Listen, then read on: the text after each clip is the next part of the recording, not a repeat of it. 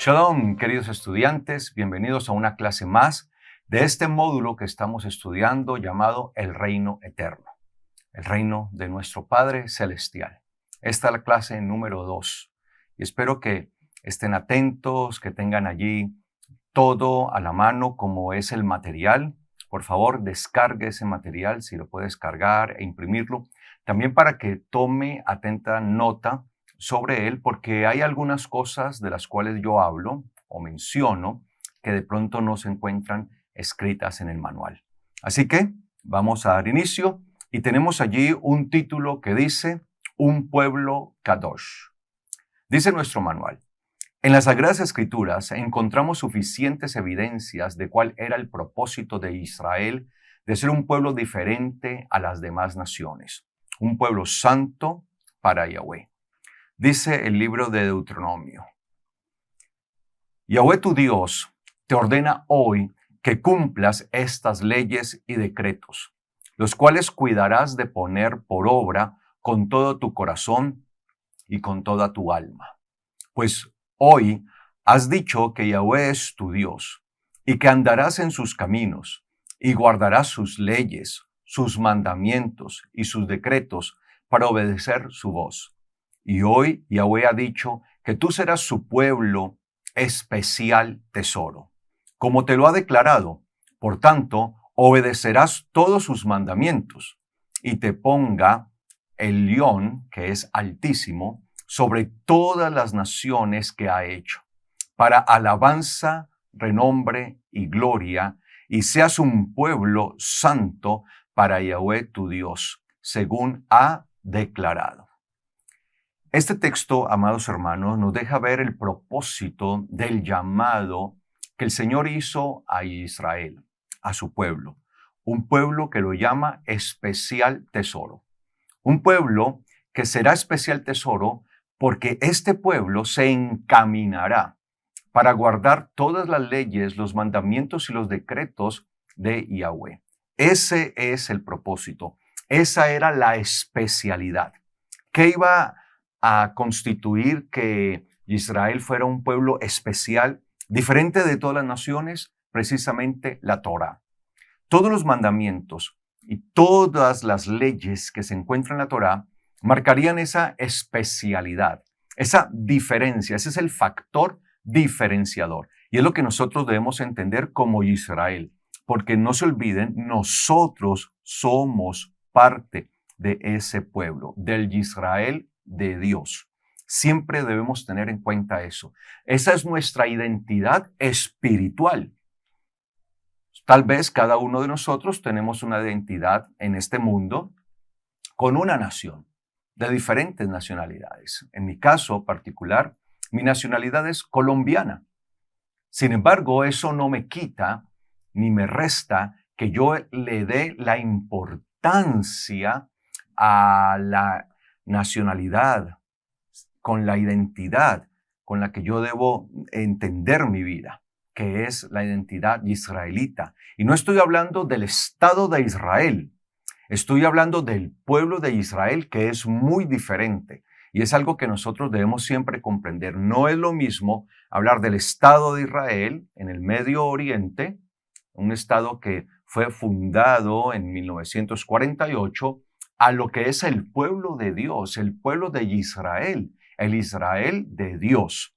Entonces, esto es lo que el eterno Dios le decía a Israel. Obedecerás todos sus mandamientos. Por medio de su profeta Moshe, le decía, los vas a obedecer y yo te pondré, ¿sí? El Elión, ¿sí? El Elión te va a colocar sobre todas las naciones. Vas a estar por encima de todas las naciones para alabanza, renombre y gloria. Y seas un pueblo Kadosh, un pueblo santo para Yahweh, tu Dios, según lo ha declarado. Sigue diciendo allí nuestro manual. El Eterno había llamado a Israel a ser un pueblo de su exclusividad, una nación santa. La palabra hebrea para santo es Kadosh, que significa sagrado, apartado, limpio, dedicado. En este caso, a Yahweh. Kadosh viene de la raíz Kadash, que hace referencia al propósito o finalidad de una cosa o persona. Eso es lo que nosotros debemos entender. La palabra para santo y todo lo que tenga que ver con santo, santidad, algo santificado, tiene que ver con la consagración que se hace de una cosa. Pero ¿qué es esa consagración? La consagración es la finalidad o el objeto para lo cual algo ha sido diseñado o ha sido creado. En este caso, nosotros somos criaturas, somos creación del eterno Dios. Y como creación de Él debemos cumplir un rol específico. Fuimos creados con un fin específico. Por tanto, para que se desarrolle esa santidad en nosotros, nosotros debemos llegar a obtener ese fin, debemos llegar a cumplir ese fin, esa finalidad para la cual nosotros hemos sido creados, así como cualquier cosa. Así como cualquier cosa tiene un objetivo, así debe ser con nosotros. Por ejemplo, yo tengo un vaso aquí. Tengo este vaso. Aquí tengo agua. El propósito de este vaso fue hecho con una finalidad, contener líquidos para poderlos beber. Este es el propósito de este artefacto, de este objeto de vidrio. En este caso está hecho de vidrio. Puede ser de barro o de cualquier otro material. Eso no interesa, sino el propósito, la finalidad. ¿Para qué? Para contener líquidos, de tal manera que los pueda beber. Pero si yo uso el vaso no para poner líquido en él, sino para arrojárselo a alguien, ya le estaré quitando su propósito. Digamos, de alguna manera le estaré quitando su santidad en el sentido estricto y técnico de lo que significa la palabra, porque eso es el sentido técnico de la palabra, el sentido hebreo. Sí, la finalidad, la santidad es la finalidad para lo cual algo ha sido hecho, ha sido concebido. Entonces, si yo tomo este vaso y lo arrojo a alguien sobre su rostro, pues ya no lo estaré usando para lo que fue hecho. Sus creadores no lo hicieron pensando en que lo usáramos para agredir a alguien, para dañar a alguien, sino para que pudiéramos allí meter diferentes líquidos de tal manera que los pudiéramos beber con facilidad. Si nosotros usamos el vaso para lo que es, para depositar los líquidos, para estar bebiendo de él, el vaso estará cumpliendo su finalidad, su propósito a cabalidad. Si le damos cualquier otro uso, le estaremos quitando entonces el propósito y no lo estaremos usando de manera correcta. Es lo mismo con nuestra vida. Nosotros fuimos concebidos y fuimos creados y tenemos un propósito. Y en el llamado que el eterno Dios nos hace, debemos cumplir ese propósito. De eso se trata la santidad. Es decir, que en contexto hebreo, siempre tengamos en cuenta eso, en contexto hebreo, la santidad tiene que ver con el propósito o finalidad de una cosa o un individuo o una persona. ¿Para qué fue constituida la cosa o la persona? Eso es. Y tenemos que cumplir ese propósito. La primera vez, dice nuestro manual, que encontramos la raíz Kadash en las Sagradas Escrituras es en Génesis capítulo 2, versículo 3. Dice allí Génesis 2:3. Y bendijo Dios al día séptimo y lo santificó, porque en él cesó Dios toda su obra que había creado cuando la hizo, cuando hizo toda su obra. Así que, amados hermanos, allí encontramos que en el caso del séptimo día, ¿sí?, se santificó. Dice, y lo bendijo Dios y lo santificó. Ese santificar es ponerle un sello de finalidad, de propósito al séptimo día. Así lo quiso el eterno Dios, así lo quiso el Creador. Él, siendo el Creador, dispone de su creación y de cuál es el propósito, la finalidad de cada cosa creada. En este caso, el séptimo día fue santificado, es decir, fue dedicado a una finalidad, fue dedicado a un propósito. Y dice la palabra que en ese día él cesó, detuvo toda su obra creadora porque la había finalizado y él lo que hizo fue que cesó de toda obra.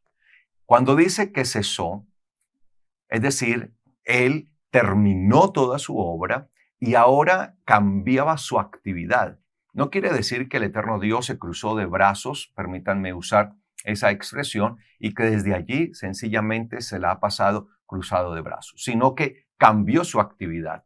Venía en una actividad netamente creadora, en donde él estaba creando todas las cosas y al terminar ya toda su obra creadora, ahora él se dedica a vigilar, a cuidar, a sustentar, a sostener toda su obra que él creó, tanto en este mundo como en el mundo venidero, en el mundo espiritual. Y esa es la primera vez que aparece la palabra con la raíz kadash, cuando el Señor santifica el séptimo día, al cual nosotros llamamos Shabbat, porque las escrituras lo llaman así. Le llaman Shabbat, que significa cesación. Y dice acá nuestro manual, todos los días podrían parecer iguales en importancia, pero el séptimo día el Eterno lo distinguió de los demás asignándole un propósito diferenciador. Por eso, aunque en principio podrían parecer todos los días iguales, la santificación o el acto de ser reservado o apartado para algo diferente era lo que lo haría especial. Entonces, ¿qué iba a hacer especial al séptimo día, al día de Shabbat? Que el eterno Dios lo santificó. A él le plació en su soberanía, en su grandeza, santificar el Shabbat. Los demás días, de una u otra manera, también van a cumplir su propósito. Vemos que los 6 días, dice la palabra, trabajarás, ¿sí? Es decir, que son los días laborales a los cuales nos dedicaríamos a todos nuestros asuntos, los asuntos personales, los asuntos laborales y a todo esto a lo que nos dedicaríamos en esa gran parte o en gran manera. Pero el día séptimo, el Shabbat, estaba santificado para el eterno Dios. Por eso dice el mandamiento, lo santificarás para Yahweh, tu Dios. Así dice el mandamiento en Éxodo capítulo 20. Así que ese día iba a estar separado, iba a estar destinado a algo diferente, no a nuestros asuntos cotidianos, continuos, a nuestros asuntos, a nuestros negocios, no, sino a los asuntos del eterno Dios. Obviamente este tema no es el tema en el que vamos a desarrollar, este tema no lo vamos a desarrollar en este módulo. Este tema lo vamos a desarrollar en un módulo específico que incluso se llama Yom HaShabbat. Es un tema muy amplio que debemos profundizar y que abarca todo un módulo, el cual veremos más adelante. Sigue diciendo aquí nuestro manual. Es decir, Kadosh tiene que ver con el objetivo que Israel como pueblo debía cumplir. Algo especial que vemos en el idioma hebreo es que en contraposición a esta palabra está la expresión Kedeshá, que tiene la misma raíz de Kadosh, pero significa prostituta o ramera sagrada o ritual, que eran mujeres sagradas o consagradas a los actos de prostitución ritual de los cananeos, sobre todo los que se relacionaban con el culto a la fertilidad. Entonces vamos a entender aquí, amados hermanos, que aún hay palabras que vamos a ver traducidas de una manera bastante fuerte, como esta, la palabra Kedeshá, que es prostituta, que es una ramera. Y así la vamos a encontrar traducida y está traducida correctamente. No es que los traductores se equivocaron y tradujeron de manera incorrecta, no. Kedeshá es prostituta, es una ramera. Sobre todo las prostitutas y también los prostitutos, valga la aclaración que ya la vamos a hacer, ya lo vamos a ver, porque también había hombres que se dedicaban a esto, que tenía que ver con la prostitución sagrada. En la antigüedad, la prostitución estaba ligada a la adoración a los dioses. al paganismo, a la idolatría. Y eso es algo que nosotros debemos tener en cuenta. Algo que el eterno Dios, nuestro Padre Celestial, Yahweh, nunca jamás permitió ni exigió. De hecho, prohibió. Todas las religiones de aquel tiempo, todas, sin excepción, practicaban la prostitución ritual sagrada. Y a ese tipo de prostitución se le conocía, en cuanto a las mujeres, se les conocía como Kedeshá, ¿sí? Una Kedeshá era una prostituta sagrada, era una mujer que se encargaba de recibir a los hombres y ofrecerles beneficios sexuales a cambio de dinero, y se suponía que con estos beneficios sexuales que ella ofrecía había fertilidad, había prosperidad, y muchos hombres buscaban a estas prostitutas creyendo que si se unían a ellas en relaciones sexuales, por ser ellas representantes de los dioses en los templos, entonces estos hombres iban a obtener favores de los dioses. Obviamente, a cambio, ellos tenían que pagar por esto, ¿sí? Tenían que dar una ofrenda en dinero, pagaban en plata, en oro, en especies, ¿sí? Que las daban allí para sostener todos estos cultos, pero de una u otra manera en realidad era una explotación sexual que se hacía tanto de mujeres como de hombres desde la antigüedad. Y así eran todas las religiones, así funcionaban. Sin embargo, el eterno Dios le prohíbe esto a Israel, le va a prohibir, ¿sí? Lo normal podría ser que lo hubiera copiado, pero en realidad no. ¿Por qué? Porque nuestro Dios es verdadero. Y todas estas prácticas iban a quedar por fuera. Sigue diciendo allí nuestro manual.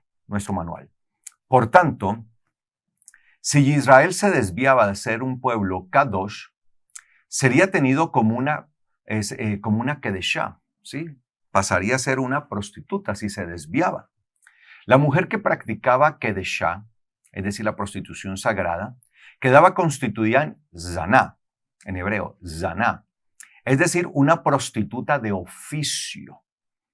Comúnmente, a estas prostitutas que se dedicaban a la prostitución ritual por cierto tiempo, por cierto espacio de tiempo, cuando ya no eran más usadas dentro de los espacios del paganismo, de la idolatría, estas prostitutas se desligaban del templo, pero seguían en su oficio de prostitución. Y ya la prostitución llegaba a ser su oficio como tal. Y prácticamente lo hacían hasta la vejez. Y dice acá, aún a los varones que ejercían la prostitución sagrada se les conocía como Kadesh.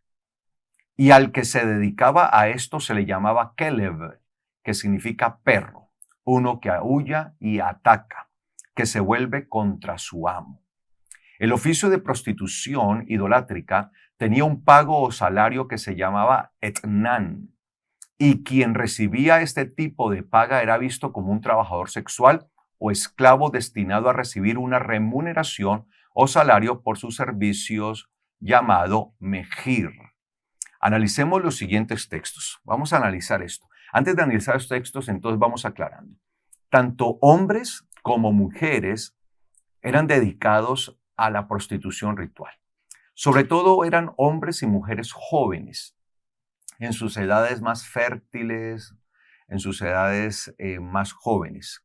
Cuando ya empezaban a declinar en sus edades, ellos salían de estas prácticas, sobre todo lo que tenía que ver con la prostitución en el templo de sus dioses, en los templos idolátricos, y luego se dedicaban a los alrededores, se dedicaban ya a la prostitución simplemente.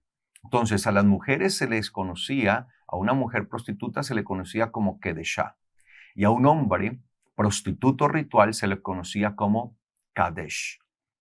Ahora bien, cuando esto pasaba de esa manera, que ellos pasaban a ser ya prostitutos o prostitutas ya de oficio, ¿sí? A la mujer se le conocía como Zaná, que ya era la prostituta por un oficio, sencillamente por el cambio de dinero para su propio sustento y beneficio, y al hombre se le conocía como Kelev.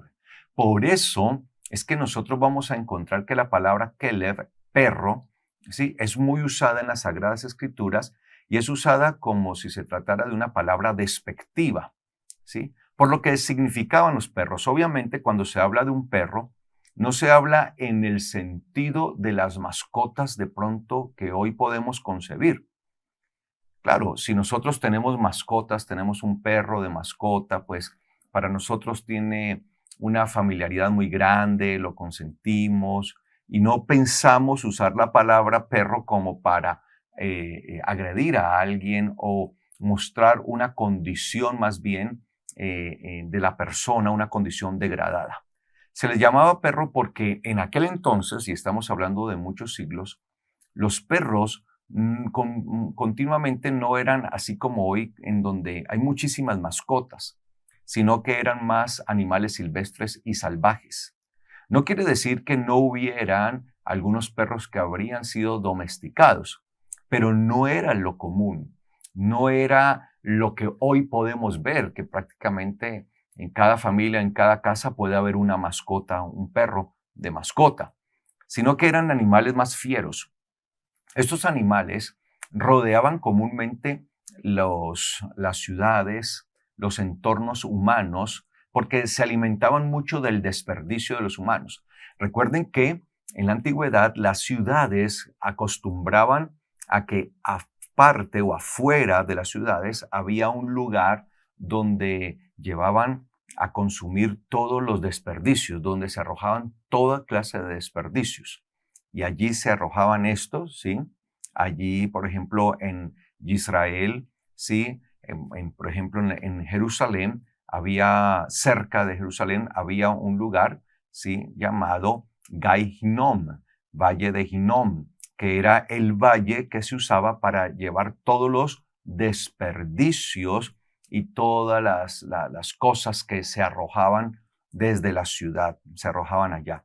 Entonces, estos animales, estos perros, que eran más de tipo salvaje o silvestre, llegaban y mantenían allí.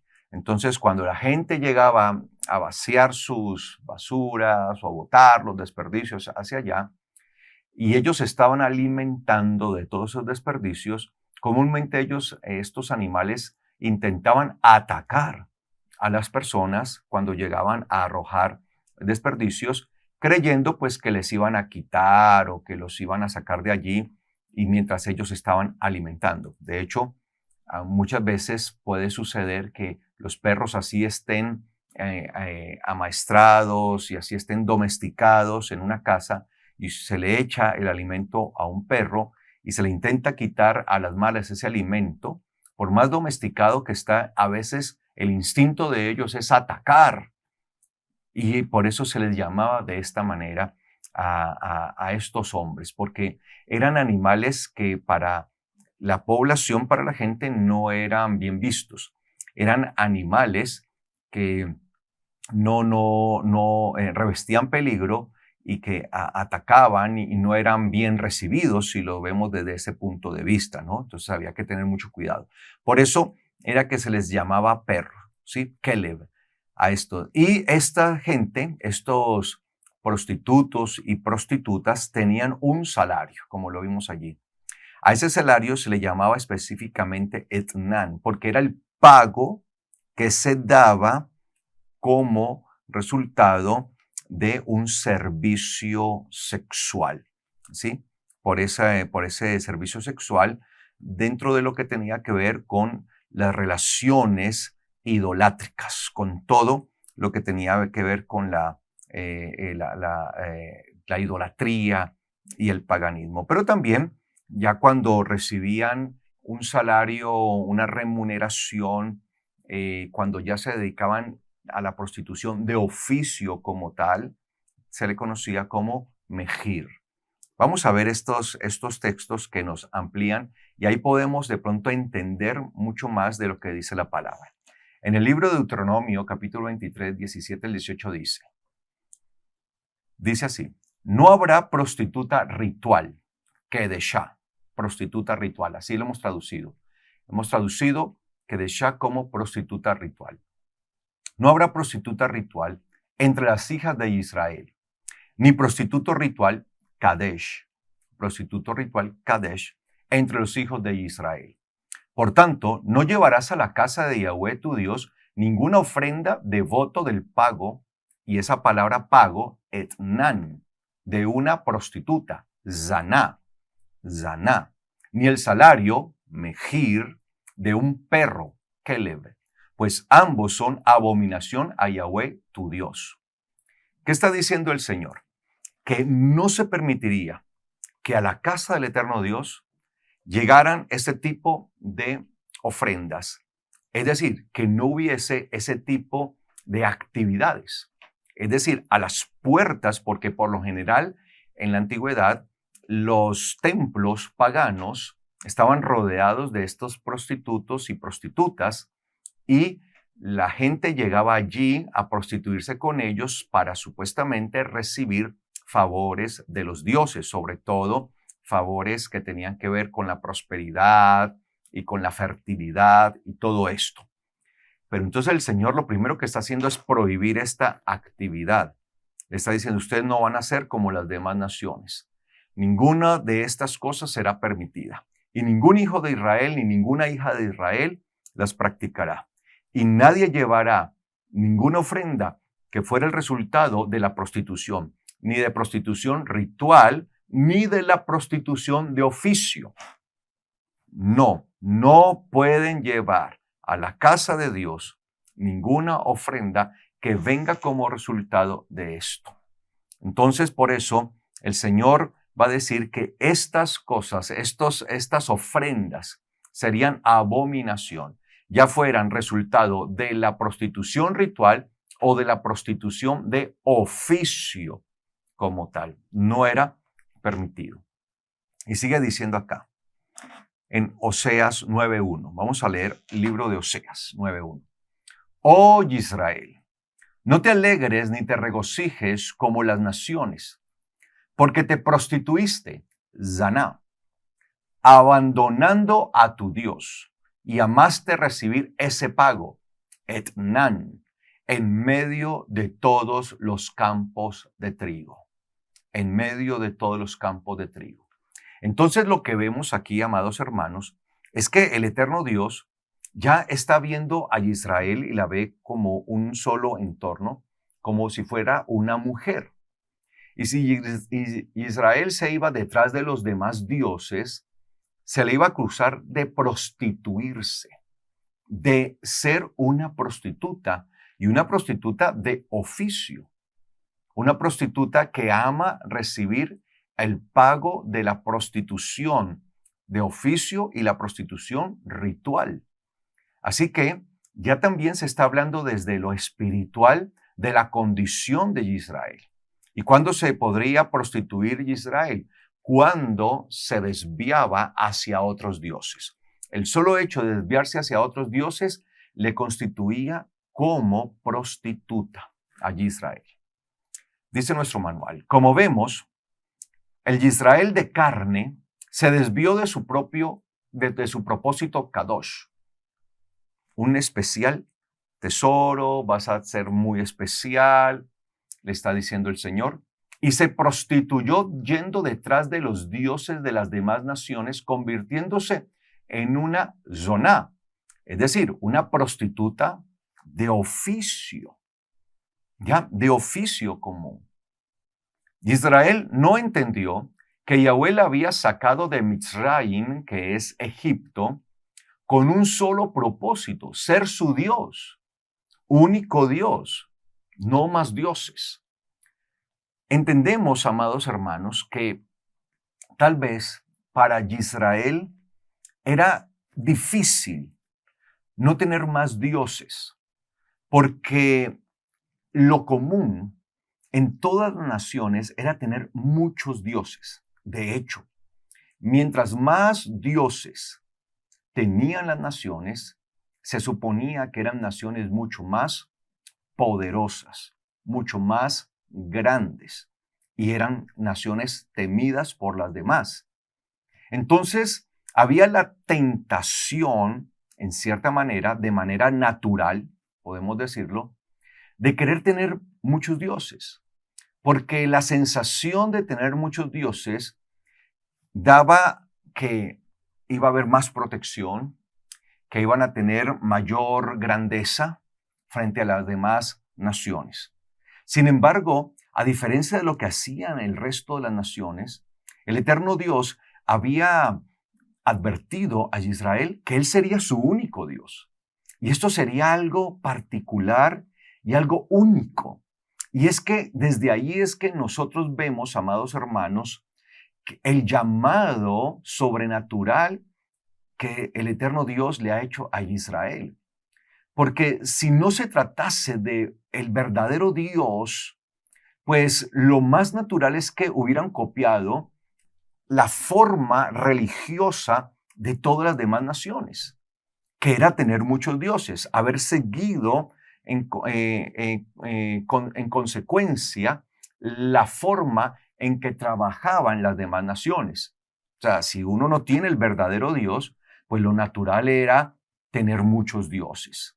Pero aquí se le está revelando el verdadero Dios y le dice, seré tu único Dios, tú serás mi pueblo y yo seré tu Dios. Seré único Dios, no tendrás más dioses, no lo pueden tener. Las otras naciones no tenían problemas de tener muchos dioses. De hecho, mientras más dioses agregaban, era mejor. Por eso eran politeístas y tenían muchos dioses y dentro de ellas también eran enoteístas, es decir, tenían dioses principales o un dios principal. Entonces, así funcionaban las naciones, pero en este caso Israel no. El Señor dice, no, yo seré tu único Dios, no tendrás otro Dios.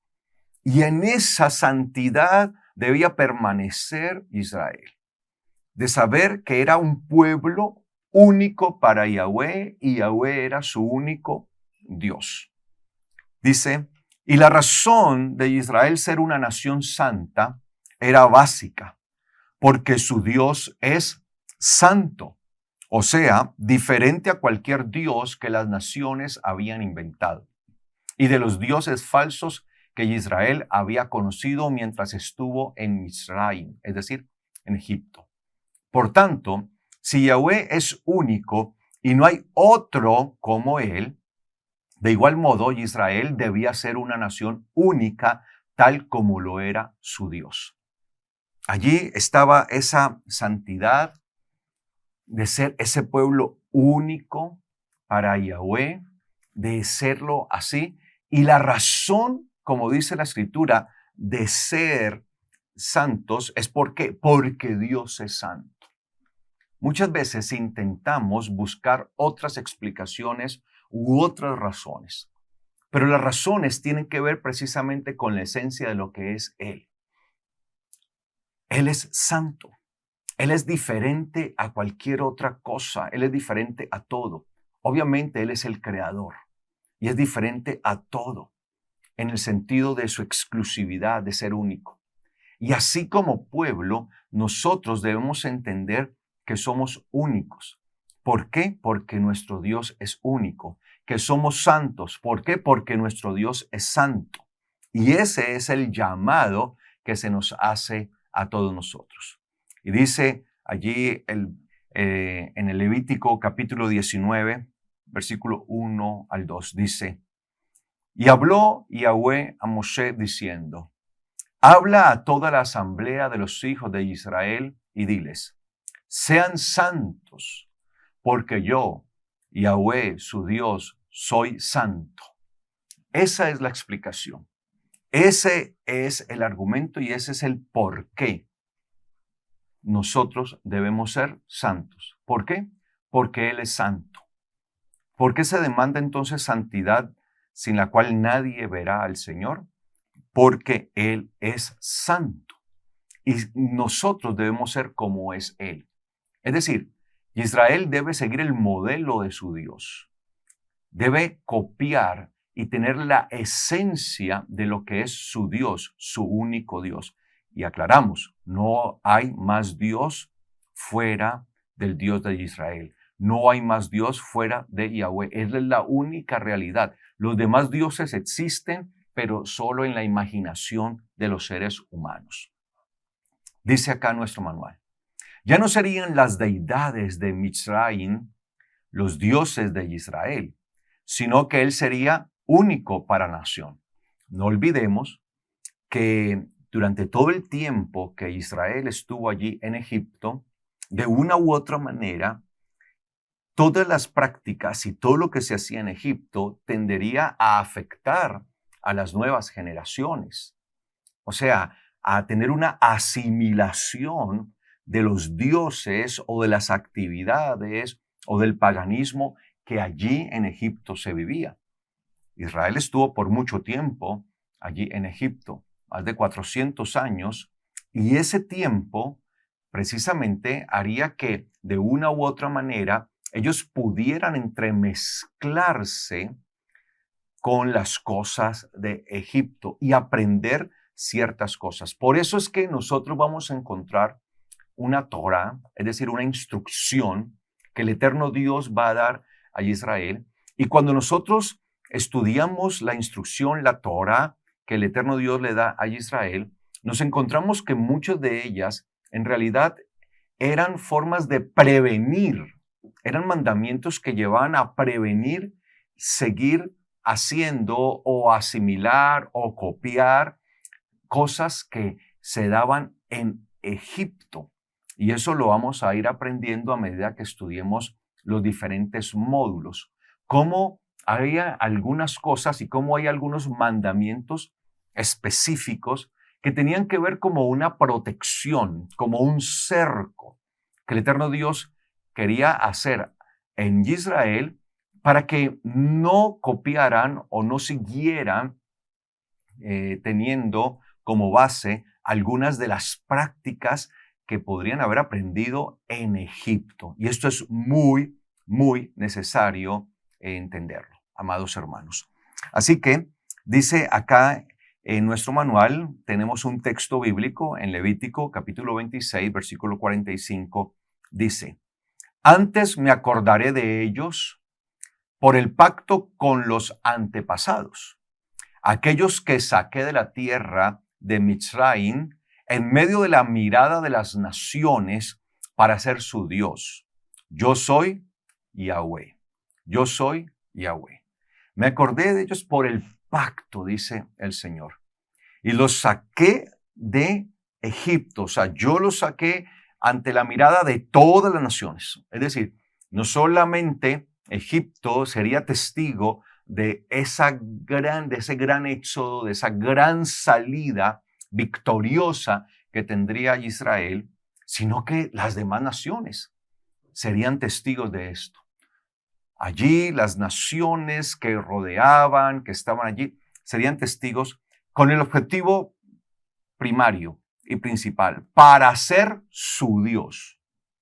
Entonces, ¿para qué saca Yahweh a Israel de Egipto? Para ser su Dios.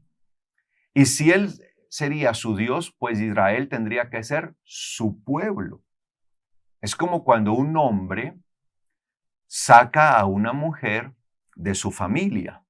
Cuando un hombre saca a una mujer del seno de su familia paterna, la saca con un propósito. ¿Cuál es ese propósito? Hacerla su esposa, hacerla su mujer, que sea para él y él para ella. De eso se trata, que él sea el esposo de esta mujer y ella sea esa esposa para él. Entonces el eterno Dios toma a Israel, toma a su pueblo de Egipto, lo saca ante la mirada de todas las naciones, siendo todas las naciones testigos de este gran acontecimiento, para ser su Dios. Es decir, Israel ser su pueblo, como el hombre que toma a la mujer, así el eterno Dios toma a Israel para hacer de Israel su amada, su pueblo, su nación, donde él sea su Dios. Sigue diciendo también en el libro de Levítico, capítulo 20, versículos 7 al 8. Santifíquense y sean santos, porque yo soy Yahweh su Dios. Guardarán mis leyes y las pondrán por obra. Yo soy Yahweh que los santifico. Este texto es específico. Santifíquense y sean santos. ¿Qué es santificarse? Cuando hablamos de ser santos, que nosotros somos parte del pueblo Kadosh, del pueblo santo, del pueblo que debe vivir en santidad y por tanto nosotros debemos ser santos. ¿Qué significa santificarse? Ahí está la respuesta en el versículo 8 que acabamos de leer. Guardarán mis leyes y las pondrán por obra. Así que la santidad se desarrolla guardando las leyes del eterno Dios. ¿Cómo lograr y cómo llegar a ser santos? ¿Cómo llegamos a tener esa santidad que se nos demanda a nosotros como pueblo de Dios? Guardando sus leyes. No hay otra forma. Cuando nosotros guardamos las leyes que están establecidas en la Torah de nuestro Dios, entonces podemos decir que nos estamos santificando y somos santos como Él. Recordemos que Él guarda y vela celosamente por sus leyes, por sus mandamientos de su Torá. Eso fue lo que Él le dijo precisamente al siervo Isaac, a nuestro padre Isaac, Yishac. Él le dijo eso, que Él mismo, ¿sí?, guardaba las leyes. Entonces, como nuestro Dios es celoso por sus leyes, pues demanda de nosotros ser celoso. Y ese celo, ese guardar las leyes del eterno Dios, ese vivir conforme a sus leyes, es lo que hará que nosotros seamos un pueblo kadosh, un pueblo santo, un pueblo santificado, un pueblo apartado para Él, un pueblo diferente al resto de las naciones.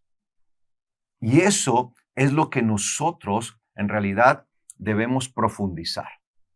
Así que para ser santos, para llegar a esa santidad que se nos demanda, deberemos guardar ¿qué? Las leyes del eterno Dios y ponerlas por obra. Las guardamos en nuestro corazón, es decir, primeramente las asimilamos en nosotros y luego las ponemos por obra, es decir, las vivimos, las practicamos, hacemos de acuerdo a lo que dice la Torá, a lo que dicen las leyes de la Torá. Y dice él, porque yo soy Yahweh que los santifico. Nuestra santificación viene de él. Así que nuestra santificación, como nuestra santificación viene de él, la forma en que nos santificamos son sus leyes. Quiere decir que de él vienen las leyes. Estas leyes que nosotros tenemos, estos mandamientos, no son mandamientos humanos. No son mandamientos de hombre, son mandamientos del eterno Dios. Son leyes que Él ha dado, por medio de las cuales Él nos santifica a nosotros. A medida que nosotros caminamos y hacemos de acuerdo a lo que está establecido en la Torá de nuestro Dios, entonces nos estamos santificando. Él mismo nos está santificando. Sigue diciendo acá nuestro manual. Pero la Israel de carne renunció a su identidad o propósito, pues el nombre de Israel, como lo hemos visto, significa Dios gobernará, Dios señoreará. Dios será quien va a juzgar y quien dominará. Eso es lo que significa el nombre Israel. Es decir, solo Yahweh debía ser rey de Israel. No obstante, Israel quiso ser como las demás naciones, pues desearon tener sobre ellos un rey aparte de Yahweh, diferente a Yahweh. El eterno Dios había llamado a Israel y le había dado su identidad, el mismo nombre. El nombre de Israel identifica que Él es el que tiene el dominio. Por tanto, si Él es el que tiene el dominio, pues como nación, como pueblo, Kadosh, nosotros nos debemos a Él únicamente. Al tener el dominio, Él es el rey, el que ejecuta su voluntad, el que ejecuta su deseo sobre nosotros. Pero ¿qué vamos a encontrarnos? Nos vamos a encontrar con una Israel que ya no va a querer que Yahweh sea su rey, sino que deseará, anhelará el modelo del mundo. Deseará a otro.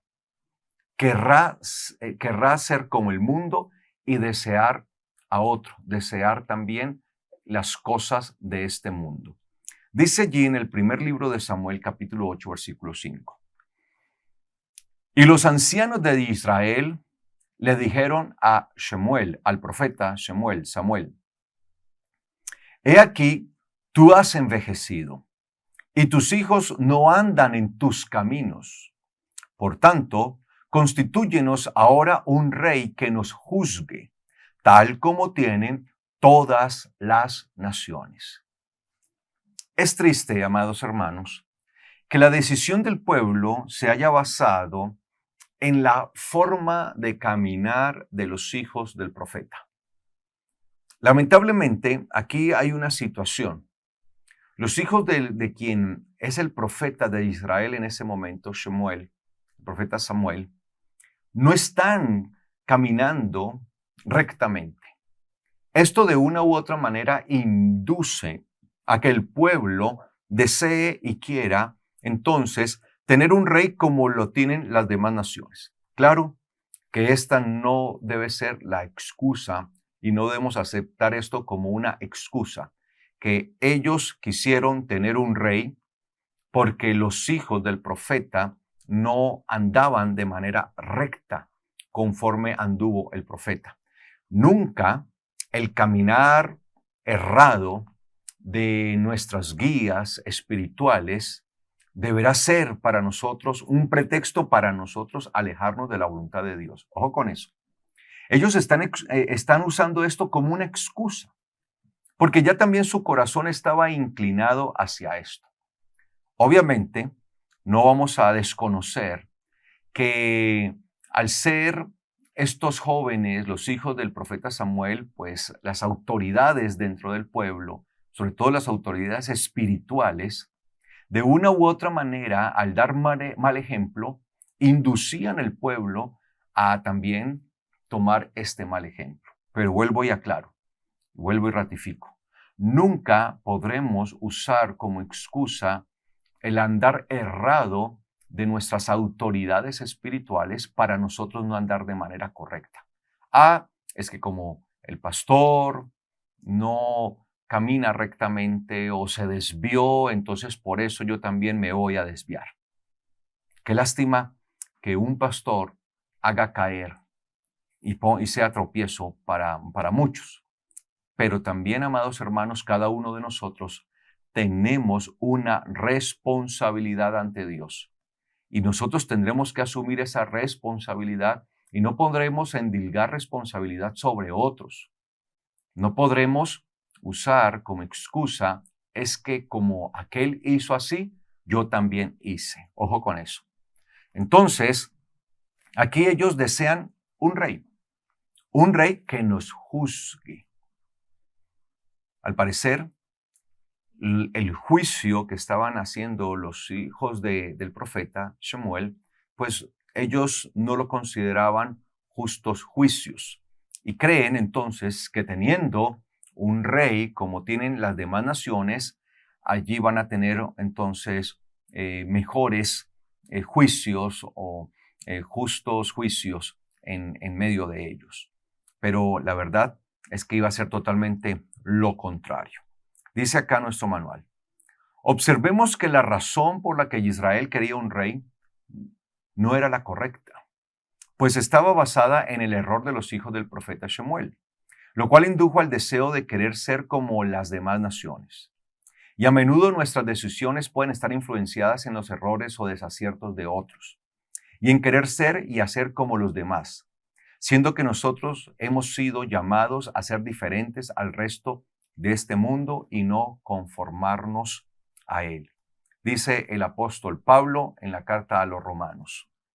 Así que, hermanos, les exhorto por la gran misericordia de Dios que presenten sus cuerpos como un sacrificio vivo y santo a Dios, agradándole en su servicio racional. No se adapten al molde del mundo, sino transfórmense por la renovación de la mente, para que comprueben cuál es la voluntad de Dios, es decir, lo bueno, lo agradable y lo perfecto.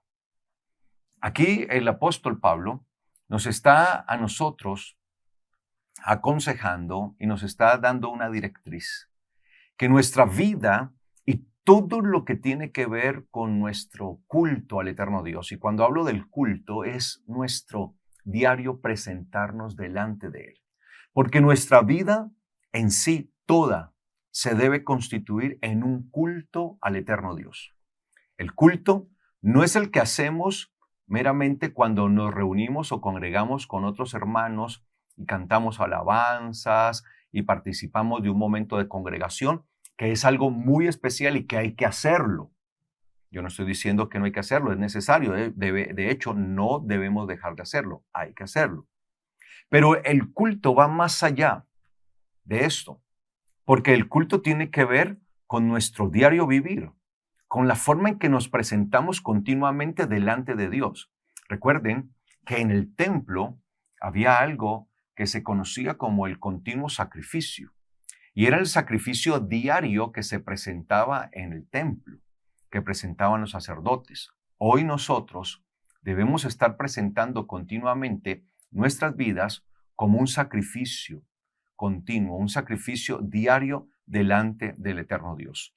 Y dice él que ese sacrificio es un sacrificio vivo, pero que tiene que ver también con lo racional, agradándole en su servicio, en su culto, en su ministración racional. Ese servicio, ese culto, servicio o culto, racional. Es decir, con el entendimiento, con la razón. Nosotros no debemos nunca ser irracionales. A veces pensamos que la razón choca con la fe. Al contrario, la razón y la fe van en el mismo sentido. Y nosotros debemos entender esto.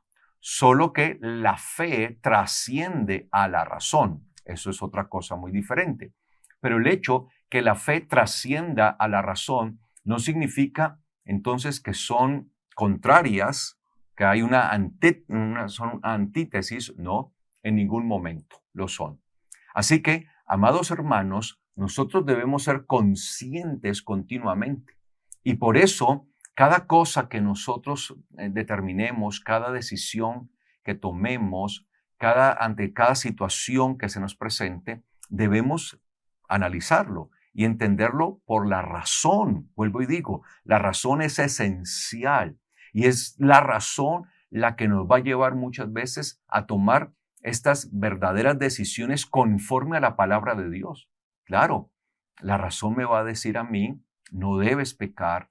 La razón me va a decir a mí, escrito está, no adulteres, no mates, no mientas, no robes, honra a padre y madre, y todo lo que dice la escritura, que es de manera racional, porque la escritura es racional, no es irracional, sino de entendimiento. Y por eso él dice, no se adapten al molde del mundo. Debemos tener una continua transformación y renovación de nuestra mente y no adaptarnos. Entonces lo que sucedió con el Israel o la Israel de carne fue el deseo, ese deseo de ser como las demás naciones, un rey como las demás naciones. Y nosotros no podemos pretender, siendo un pueblo santo, un pueblo kadosh, ser como las demás naciones. Si somos un pueblo kadosh, desde allí debemos entender que no podemos adaptarnos al modelo de este mundo. No podemos encajar dentro del molde de este mundo, sino que se nos llama a que nosotros nos transformemos, vayamos más allá y cambiemos nuestra manera de pensar. Haya una renovación en nosotros. De eso se trata, amados hermanos. Y esa es la única manera de poder comprobar, de poder saber cuál es la voluntad de Dios, lo bueno, lo agradable y lo perfecto, porque la voluntad de Dios, ¿sí?, tiene que ver con lo bueno, lo agradable y lo perfecto, siempre. Por eso la Torá y todos sus mandamientos, todas sus leyes nos llevarán a eso, a comprender qué es lo bueno, lo agradable y lo perfecto para nuestro Dios, para Él. No lo que el mundo cree que es bueno, que es agradable, que es perfecto, sino lo que para Dios es bueno, agradable y perfecto. Allí está la diferencia, la gran diferencia, amados hermanos. Dice ahí nuestro manual. Y Israel no entendió que la voluntad de Yahweh era gobernar a través de sus sacerdotes, que eran los mediadores de él y que tenían la responsabilidad de guiar al pueblo en su Torá. Es decir, estaban al servicio del pueblo. En cambio, un rey demandaría para él que ellos le sirvieran y quedarían sujetos a su servidumbre, pues él no sería un mediador directo de Yahweh. Por eso, se le hace al pueblo una dura advertencia sobre cómo sería el actuar de un rey humano sobre ellos. Y esa advertencia precisamente la encontramos allí en el primer libro de Samuel, del capítulo 8, versículo 10 al versículo 18, en donde se describen todos los vejámenes y todo el dolor y todo lo que haría el rey que se ponga sobre Israel. Sin embargo, a pesar de todas las advertencias que se le están haciendo a Israel, ellos dicen, no queremos, ¿sí?, sino tener un rey como las otras naciones. Eso es lo que queremos. Queremos tener rey como las demás naciones. Entonces el Señor le dice a Samuel, listo, dales todo esto. Mire cómo es la situación. Hay una advertencia y eso es lo que pasa comúnmente con el ser humano. Se le advierte, se le dice, se le da la advertencia correspondiente de su decisión, de su mala decisión. Sin embargo, insiste muchas veces en esa decisión. Y por eso es que nosotros debemos entender cuando se nos habla por la palabra, qué es lo que debemos hacer y qué es lo que no debemos hacer para no caer en situaciones de desgracia y en situaciones que lamentar. El problema es que Israel no entendió que su rey era el eterno Dios, que al desear un rey como las demás naciones, en realidad estaban despreciando no a Samuel como se lo dice el Señor. El Señor le advierte a él y le dice, no es a ti a quien desprecian, es a mí, porque es que yo soy el rey. O sea, el rey no era Samuel. Y eso es lo que debían entender, porque las naciones estaban acostumbradas a tener reyes humanos, los cuales eran vistos como si fuesen dioses, como si se trataran de dioses. De hecho, en Egipto mismo, el faraón era visto y era tenido como un dios. Aún cuando se va a desarrollar posteriormente el imperio romano, el imperio greco-romano, el César, el rey, el emperador, también era visto como dios. Tenía por eso estos títulos, César, Augusto, porque eran títulos de divinidad, como si se tratase de un dios. Y ellos, las naciones tenían estos reyes que eran vistos como dioses, y Israel quería tener un rey que ellos pudieran ver, pero no entendieron que eran diferentes. Al ser diferentes a las naciones, su rey no era un rey que estaba supeditado a un cuerpo humano como el nuestro, sino que se trataba de alguien que iba mucho más allá, del mismo creador. Pero no lo asimilaron, no lo entendieron. Pensaron que al tener un rey de esas categorías o de esa categoría o de esas características, les iba a ir mejor. Pensaron ellos. Entonces renuncian a Yahweh como su rey y piden el rey.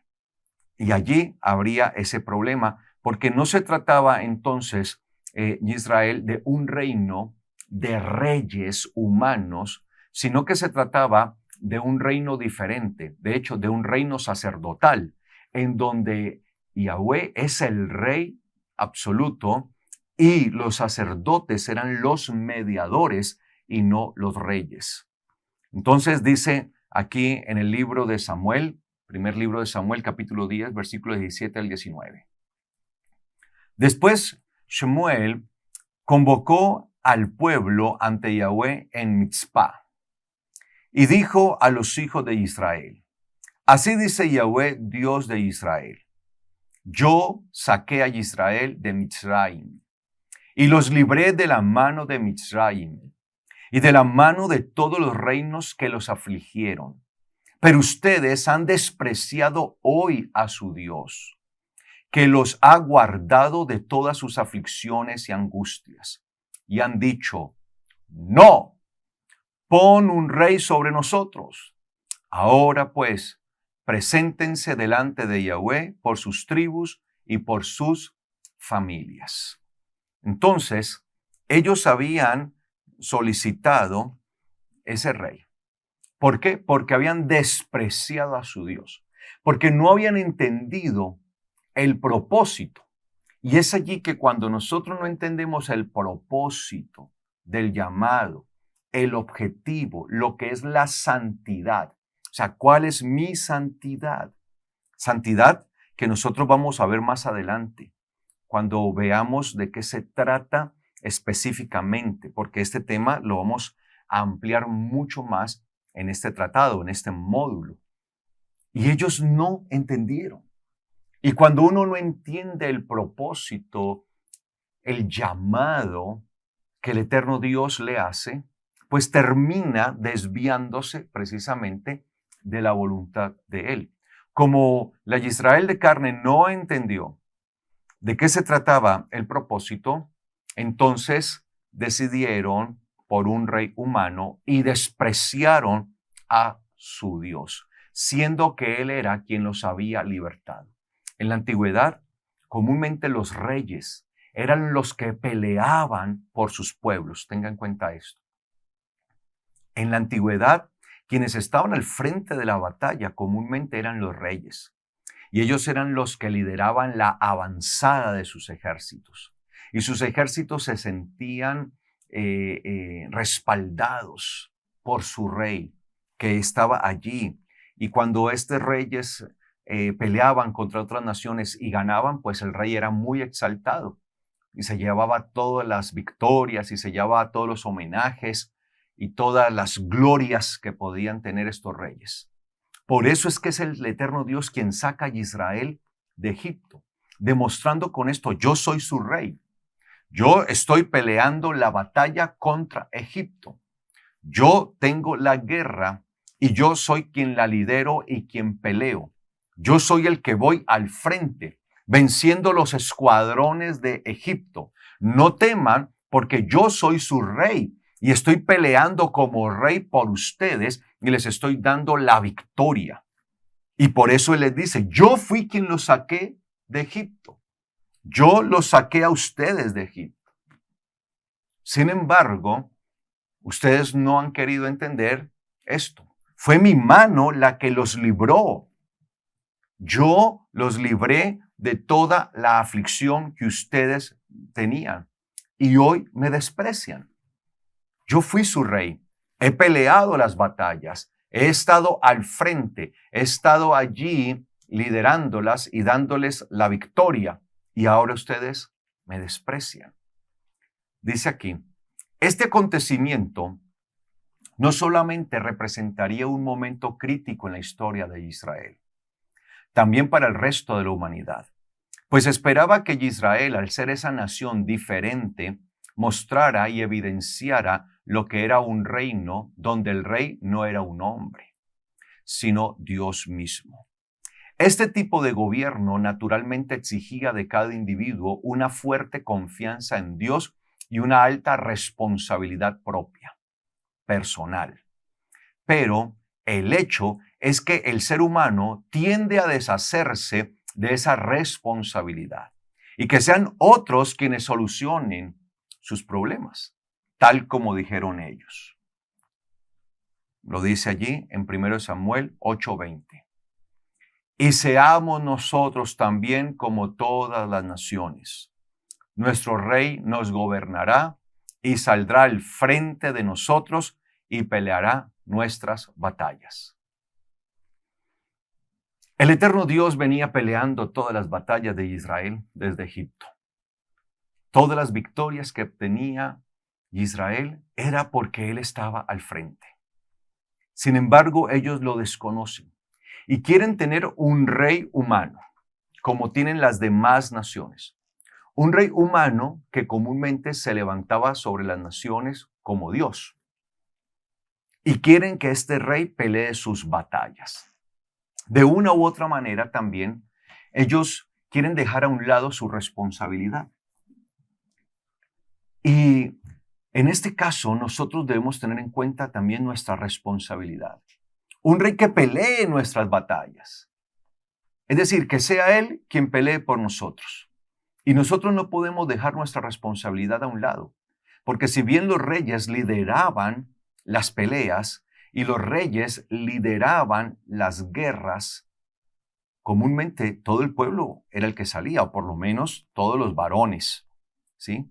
De fuerza, de poder, salían allí. Todos los varones que estaban en la capacidad de pelear y que ya tenían las condiciones y la madurez, salían a pelear. Por lo general se quedaban las mujeres, los niños, los ancianos, los enfermos, pero el resto tenían que salir. Y si llegaba el caso, tenían que participar ya por proteger su propia vida. Las mujeres y los niños pues lo hacían, porque ya no les quedaba de otra. Y estaban allí. No solamente era el rey el que iba a pelear, pero muchas veces nosotros vimos cómo el eterno Dios peleó por Israel. Y ni siquiera Israel tuvo que ir al frente de la batalla, sino que era el eterno Dios peleando por ellos. Ya lo estaban viviendo, pero querían tener un rey humano que peleara por ellos, para que aún la poca responsabilidad que ellos tenían, este rey la asumiera. Y así somos los seres humanos. Y en el reino de Dios se tienen que asumir responsabilidades. En el reino eterno hay compromisos.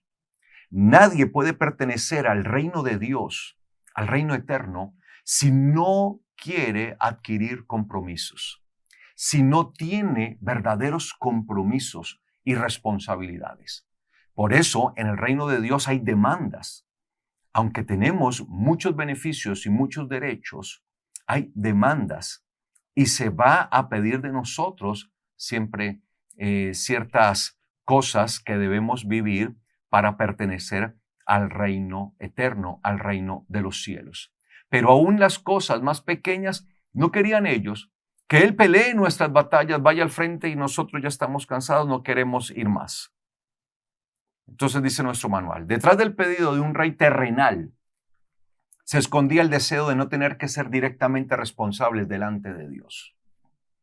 Pero con esta elección el pueblo tendría que soportar las consecuencias de un reinado terrenal. No podemos pensar que nos podemos zafar tan fácilmente de nuestra responsabilidad. Nosotros no podemos llegar a pensar esto, que rápidamente nos vamos a zafar de nuestras responsabilidades. No, así no es. Esto llevó a la división del reino y finalmente al exilio en Ashur, que es Asiria, y Babel, que es Babilonia, lo cual fue consecuencia de la dispersión hasta el día de hoy. Ese quererse zafar de sus responsabilidades para tener un rey terrenal que peleara por ellos y ellos no tener que hacer más allá de lo que hiciera su rey, les iba a salir costoso. Y nosotros no podemos en ningún momento, amados hermanos, zafarnos tan fácilmente de nuestras responsabilidades. El ser humano, por lo general, de manera natural, quiere el camino más fácil, el camino de menor esfuerzo. Por lo general, eso es lo que el ser humano quiere. Y muchas veces, tomar el camino del menor esfuerzo o del más fácil hace que creamos que ya nos liberamos de nuestras responsabilidades, pero las consecuencias, por lo general, son nefastas. Y en el caso de Israel, haber deseado tener ese rey terrenal llevaría a Israel a la división.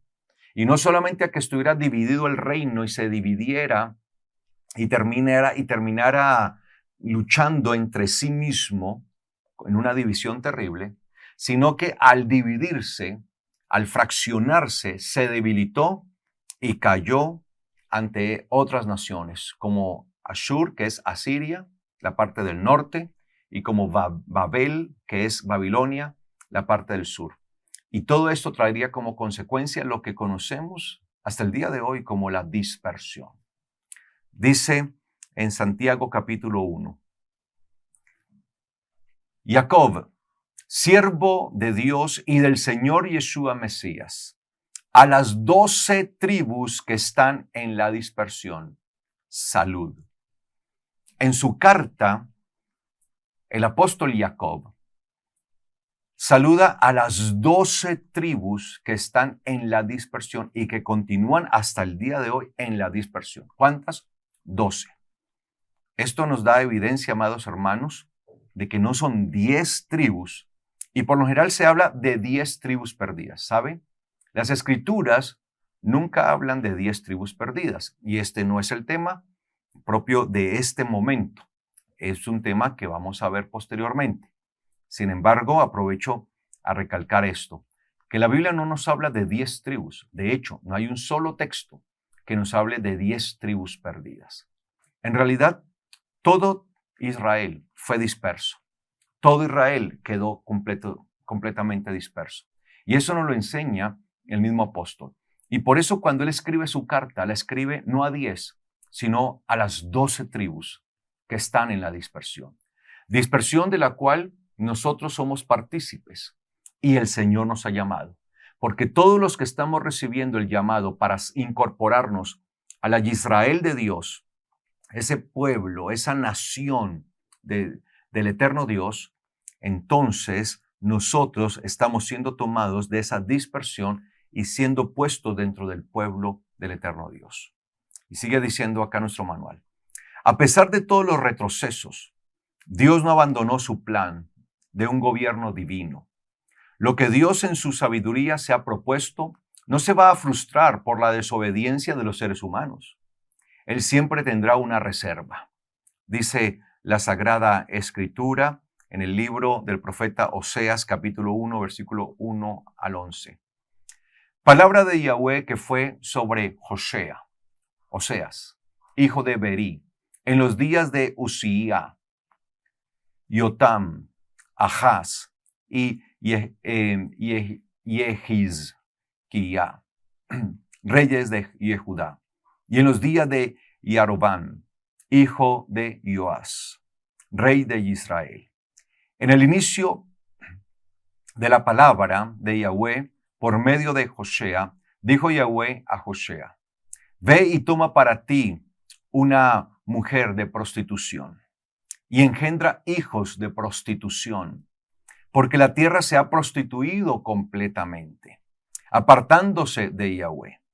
Fue pues y tomó a Gomer, hija de Diflayim, la cual concibió y le dio a luz un hijo. Y Yahweh le dijo, ponle por nombre Israel, que significa Dios sembrará, porque muy pronto visitaré la casa de Jehú por la sangre de Israel y haré cesar el reino de la casa de Israel. Y sucederá que en aquel día quebraré el arco de Israel en el valle de Israel. De nuevo concibió y dio a luz una hija y le dijo, ponle por nombre Lo Ruhamá, que significa no misericordia, porque no volveré a tener misericordia de la casa de Israel, pues hasta ahora los he soportado.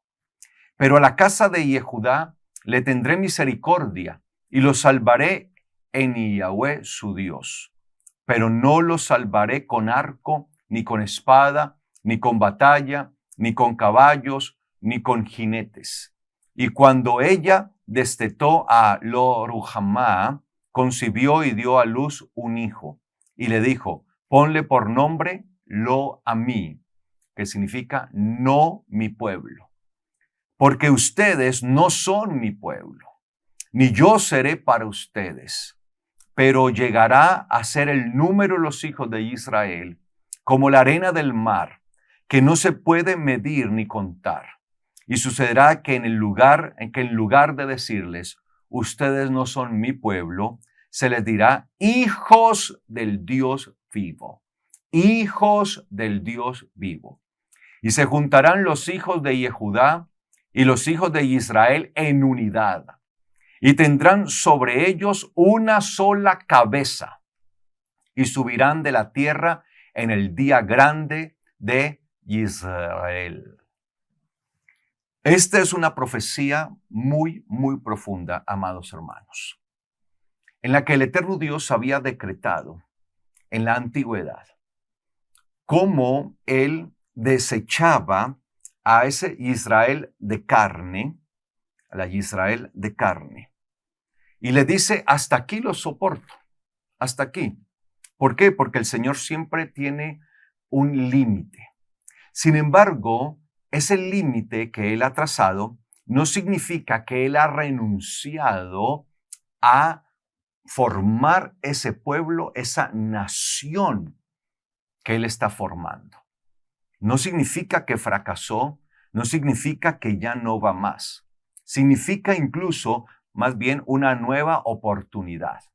Una oportunidad para, como dice allí, serán como la arena del mar, tendrán muchísimos, llegarán a ser un número muy grande como la arena del mar, que no se puede contar, dando a entender que habría una promesa de un desarrollo de multiplicación de hijos, como lo dice, hijos del Dios vivo.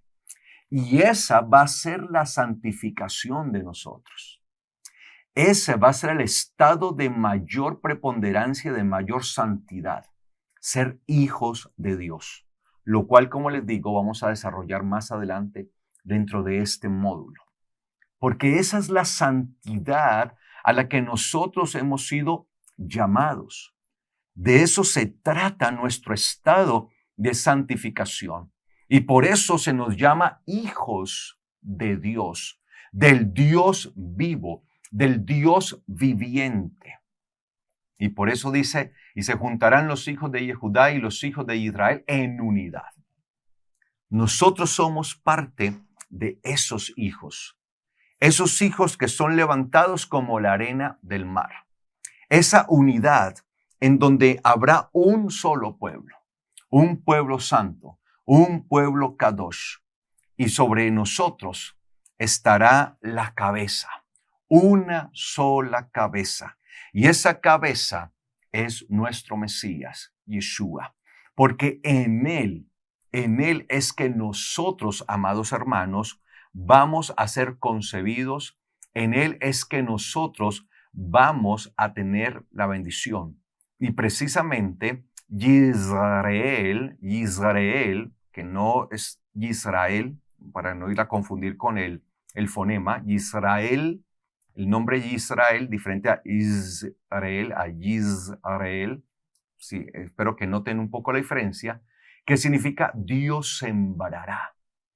Dios sembrará, precisamente porque el que siembra, el que pone la semilla, y de quien viene la semilla y de quien viene la simiente, es el Mesías, es Él. Por eso nosotros esperamos ese día grande, y dice la palabra, y subirán de la tierra en el día grande de Israel, cuando nuestra cabeza, que es el Mesías, siembre completamente toda su semilla, toda su simiente sobre nosotros. Sigue diciendo también allí el libro del profeta Amós. Dice allí, el Amós capítulo 9, versículo 8 al 15. He aquí, los ojos de Adonai Yahweh están sobre el reino, Mamlajá. El reino pecador, Mamlajá es reino. Y lo destruiré de sobre la faz de la tierra. Aunque no eliminaré del todo la casa de Jacob, dice Yahweh. Porque he aquí, yo he dado la orden de que la casa de Israel sea zarandeada entre todas las naciones, como se zarandea en un sedazo, sin que caiga un grano en tierra. Por la espada morirán todos los pecadores de mi pueblo, los que dicen, el mal no se acercará ni nos alcanzará.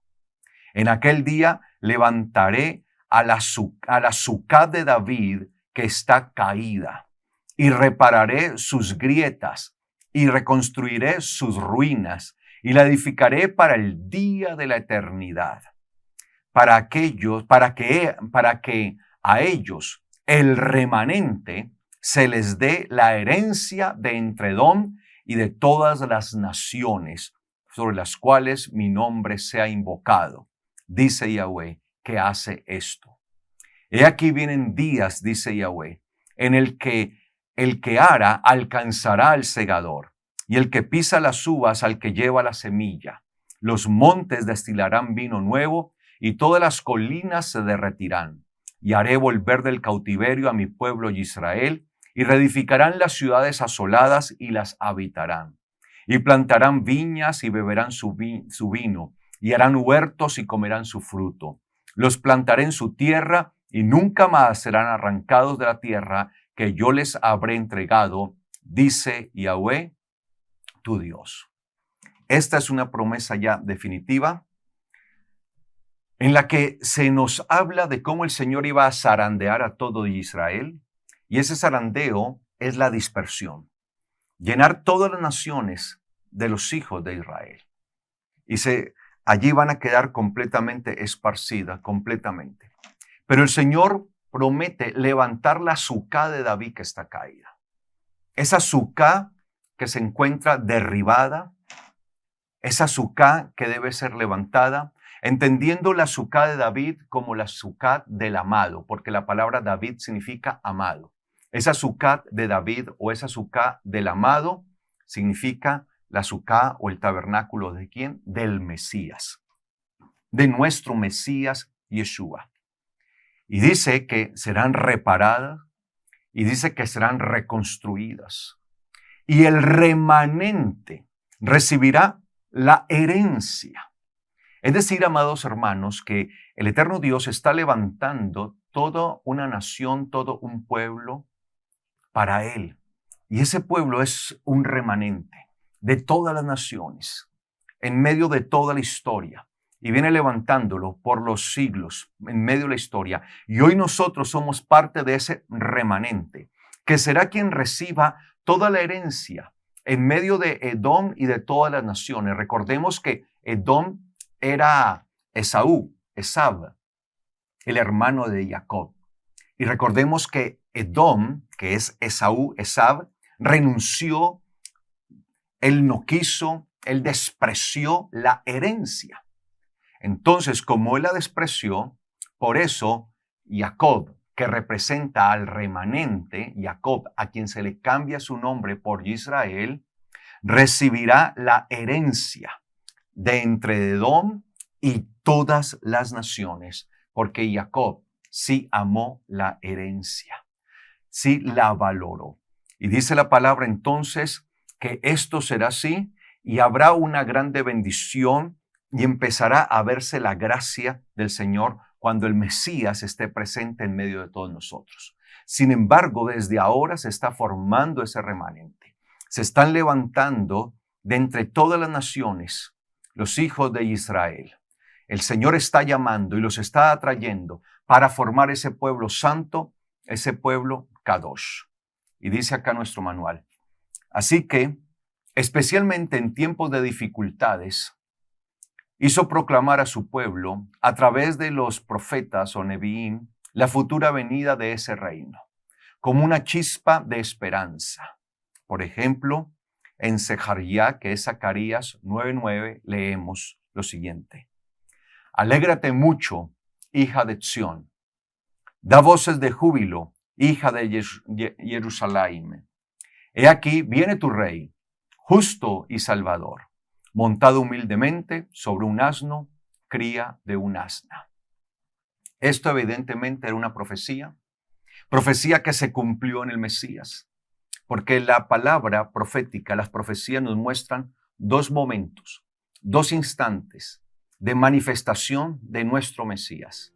Una, la del Mesías que viene humilde como un cordero, humilde como un siervo, humilde para entregarse por nosotros.